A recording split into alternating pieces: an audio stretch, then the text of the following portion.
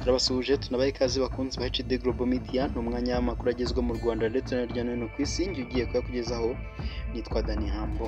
Umurongo rero ni HD Global Media nimba ugezeho bwa mbere ubanza ureba hasi udukandire kuri subscribe kugira ngo inkunga yawe maze ubundi dore zimwe mu ngingo z'ingenzi tuje kuba twibanda muri aya makuru. Turabwira ko Minisitiri Nduhungirehe yanyomoje Muyaya wabeshye ko FCM Ventura izava mu bice igenzura. Naho kandi turaza kubabwira ko muri Kenya ishuri ryisumbuye ryafunze imiryango kubera inzara. Naho kandi turaza kubabwira ko hanze y'u Rwanda Ubudage bwasabye Ukraine kurasa inganda z'intwaro mu Burusiya. Hagati aho n'ubundi tukiri mu Burusiya ibibuga by'indege byafunzwe kubera ibitero bya Ukraine. N'andi makuru menshi turaje tuyarambura ni mu buryo burambuye nyuma y'akaruhuko gatoya ntujye kure. HD Global Media. Amakuru yacu tari mu Rwanda tubabwire ko Minisitiri w'Ububanyi n'Amahanga n'Ubutwererane Ambasaderi Nduhungirehe Olivier yanyomoje umuvugizi wa Guverinoma ya Repubulika ya Demokarasi ya Kongo Patrick Muyaya wavuze ko urwego rw'umutekano ruzashyirwaho hagati y'u Rwanda na Kongo ruzanafasha mu gukura FCM Ventura mu bice igenzura. Muyaya yabitangarije mu kiganiro yagiranye n'umunyamakuru Christian Lusakweno wa Radio Top Congo. Mu butumwa Nduhungirehe yanyujije ku rubuga rwa X kwa 20 Nyakanga 2025 yavuze ko Muyaya yabeshye abanyekongo kuko yahuje amasezerano yasinyiwe i Washington hagati y'u Rwanda n'igihugu cye n'ayasinyiwe i Doha hagati ya Kongo na FCM Ventura. Aho yagize ati Minisitiri w'itumanaho n'itangazamakuru Patrick Muyaya avuga ko FCM Ventura izava mu bice igenzura binyuze mu rwego rw'umutekano ruhuriweho ruri mu bigize amasezerano na Washington yasinywe ku itariki ya 27 Kamena 2025. Iki ni ikinyoma cyambaye ubusa abanyekongo babwiwe kandi birababaje kuba umuvugizi wa guverinoma ya Kongo atari ubwa mbere abikoze.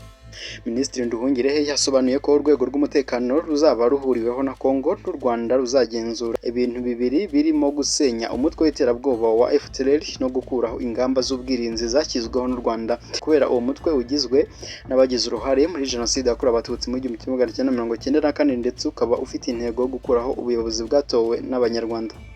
Yashimangiye ko ikibazo cya FCM Ventura kizakemukira mu biganiro by'amahoro bagikomeje hagati yayo na leta ya Kongo hareberwa hamwe impamvu muzi yatumye FCM Ventura yeguje intwaro. Iyo mpamvu igomba gushakirwa igisubizo mu buryo burambye.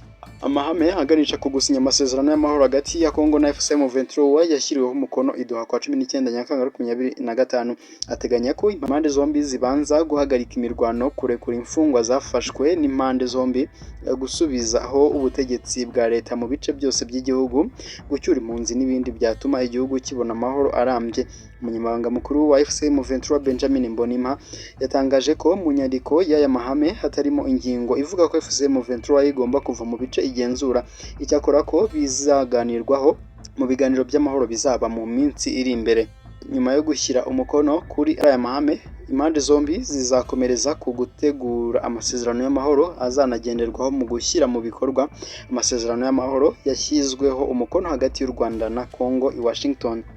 Twerekeze mu karere k'ibiyaga bigari tubabwire ko abanyeshuri bo mu ishuri ryisumbuye basohotse mu ishuri bakora imyigaragambyo mu mahoro bagaragaza ko amafunguro bagenerwa ku ishuri ari make, bagashinja ubuyobozi bw'ikigo gucunga nabi umutungo wacyo. Abanyeshuri bo mu ishuri ryisumbuye rya Jera Mixed Secondary School mu gace ka Siaya bavuze ko baheruka kurya ku wa 17 Nyakanga 2025 bagaburirwa ubugari n'isosi ku wa gatanu, bahabwa amazi ashyushye atagira isukari nyamara bari bamenyereye igikoma. Abanyeshuri basabaga ko umuyobozi wabo yirukanwa kuko yababeshye igihe kirekire. Minisitiri y'Uburezi muri Kenya yahise yohereza abanyeshuri wabo mu gihe hagishakishwa umuti w'ikibazo.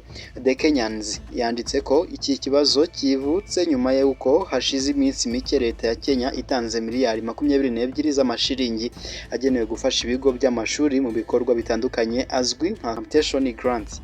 Hanze y'u Rwanda ibibuga by'indege bitandukanye mu mujyi wa Moscow byafunzwe mu gihe gito kubera ibitero bya drone byagabwe na Ukraine bituma ingendo 140 zisubikwa.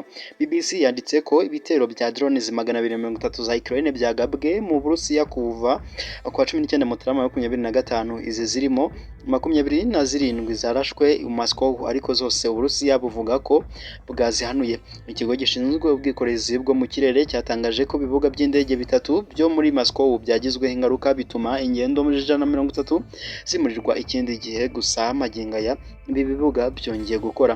Kugeza ku 20 Nyakanga 2025 ibibuga by'indege byari bimaze gufungwa inshuro 10 mu masaha 24 kubera ibyo bitero. Bivuga ko ari ubwa mbere ibitero bya Ukraine bigize ingaruka zikomeye ku ngendo zo mu Burusiya. Muri Gicurasi 2025 abagenzi 60,000 batinze ku bibuga by'indege kubera ibitero bya drones 500 za Ukraine. Dusoza tubabwira ko umusirikare mukuru w'Ubudage ushinzwe ibyerekeye ubufasha mu gisirikare buhabwa Ukraine, General Major Christian Frodring, yatangaje ko Ukraine isabwa ukurasa inganda n'intwaro by'Uburusiya igamije kubuca intege. Mu minsi mike ishize Uburusiya bwatangaje ko Ubudage ari ikibazo gikomeye kuko bushyigikiye gahunda yo gukungahaza Ukraine mu ntwaro. Umudage General Major Christian Frodring ubwo yari mu kiganiro Bundeswehr kwa 19 Nyakanga 2025 yavuze ko Ukraine ikwiye kujya ica intege umwanzi mbere yo kwisuganya ngo ajye kwigabaho ibitero. Uyu musirikare yavuze ko nubwo Uburusiya bwafatiwe ibihano mu nzego zitandukanye, ariko bwakomeje kongera ingano ya drone, ibisasu bya misile. Ahamya ko bikenewe ko harebwa niba ibihano by'ubukungu bihagije cyangwa nta handi hashyirwa igitutu ngo bakome mu nkokora iki gihugu. Biteganyijwe ko mu mpera za Nyakanga 2025 Ubudage buzohereza Ukraine misile zirasa kure. Mu bihe byashize Ubudage bwagenze biguru ntege mu koherereza iki gihugu ibisasu bya Taurus birasa mu ntera ndende, bwanga ko intambara ishobora kurushaho gukara. HD Global Media. Ni nuko dusoje amakuru yagezweho kwa none. Njye mwabanye nitwa Dani Hambo, murongo wa HD Global Media. Ciao ciao, nge nawe utaha.